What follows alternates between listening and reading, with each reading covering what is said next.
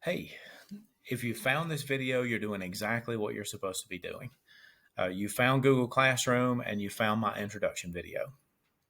So I thought I'd tell you a little bit about myself since we'll be working together this semester. My name is Mr. Bailey, and I teach mainly biology, although sometimes I also teach some physical science, but I'm mainly a biology teacher. I was born back in 1969, which was a pretty cool time. I mean, that was right after the Summer of Love, right when rock and roll was being born. Jimi Hendrix had just played at Woodstock. It was a really cool time. But I missed most of that because I was born in East Tennessee. And it was sort of, well, it still is sort of a backwards place. So I didn't even know rock and roll existed until I was like in seventh or eighth grade. That was the first time I'd ever heard it. And it blew my mind when I heard Jimi Hendrix playing guitar. But I grew up there, went to volunteer high school there in Tennessee, and then went on to East Tennessee State University to get my bachelor's degree. I didn't start out as a science major, though. I started out thinking I was going to do art, and then I flip flopped to English, and then I finally found where I thought I fit in and I felt at home, and that was biology classes. And so I majored and minored in biology. I wasn't planning on teaching at the time, though. And when I got out of school, I thought about being a park ranger. So for a little while during that summer, I went and worked for a city park called Bays Mountain because they had three wolf puppies they needed some people to help raise and introduce them into a larger wolf pack that was there at Bays Mountain Park. And so I worked with wolves for a few months, and that helped me land my job as a full-time park ranger in a park in Virginia. That park was called Fairystone State Park. And it was based around these weird little rock formations that you find there just scattered all over the ground that are crystals, but they're not valuable like a diamond. But they do look strange just laying on the ground. It looks like somebody's carved them by hand. Um, I did that for about 5 years. And I really ended up liking the educational part of my job best, the school outreach programs and the summer ranger programs. So I thought, well, if I like that part best, maybe I should just become a teacher. So I started teaching biology at a local high school and then moved to Kentucky and went and got my master's degree in teaching from a university called Spalding University there in downtown Louisville.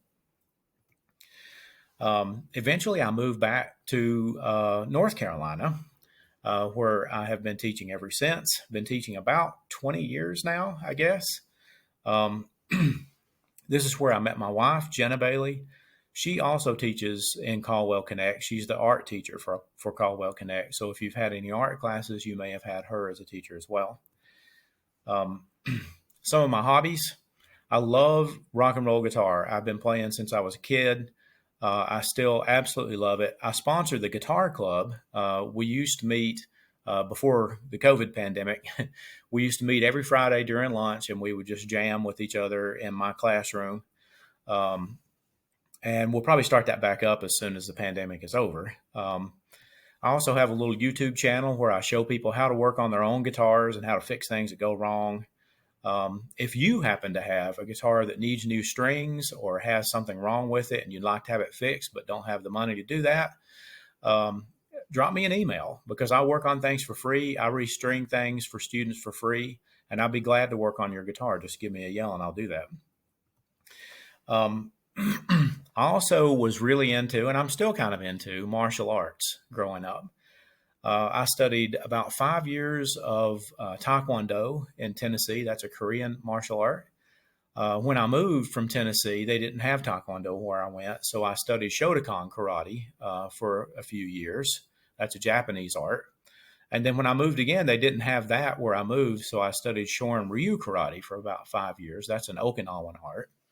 And then when I moved to Kentucky for grad school, I found this guy named Mike Marshall, who became my favorite teacher of all of them.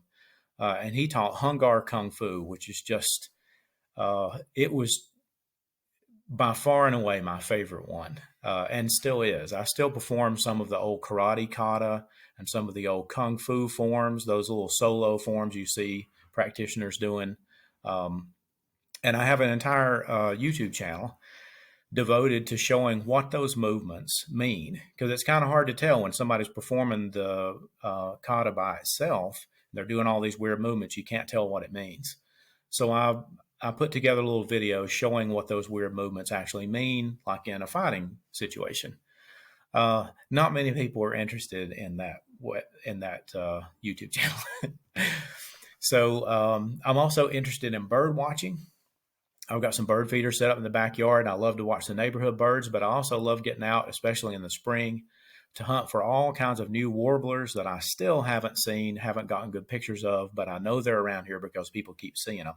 So that's a good challenge every year. And the hawk watch in the fall is really cool. I've also, during the pandemic here, I've gotten obsessed with trying to garden heirloom varieties of vegetables. These are types of vegetables that have been passed down through families for hundreds of years. And it's not something you can go buy at the grocery store.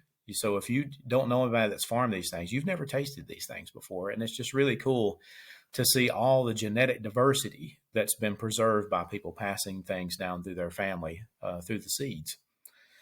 I only have one very tiny claim to fame, and that's that my wife and I were in a zombie series on YouTube called Eat Men Like Air, which I do not suggest that you go watch. Please don't go watch it.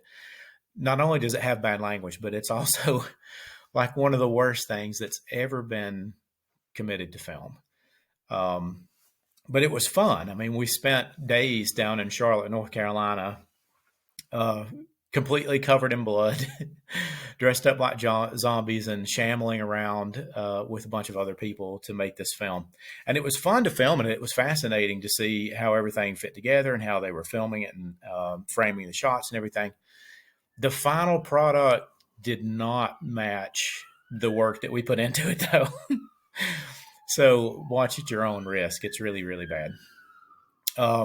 Well, that's enough about me. There's only two things I want you to do today, and both of them require you to go back to the Google Biology page. So once you get back here to our Google Classroom, over here on the left-hand side where it says upcoming, it's going to show you the work that I've assigned you for today.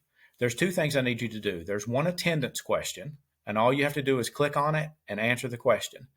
I do that so I know whether you were in Google Classroom working that day. So even if you don't get done with the complete assignment that day, I'll know you were there, you clicked your attendance question, and you saw the announcements for that day.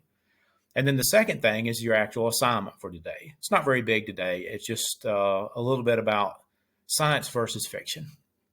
So you can click on that. They will explain themselves. But find those on the left-hand side of the Google Classroom right here. Do the attendance question first, and then you can do the assignment. It's pretty simple, and all you got to do is make a comment and mark it as done when you're complete. Okay? So if you got any questions, feel free to email me. I'll help you with anything you need, and we will talk to you later. Okay? See ya.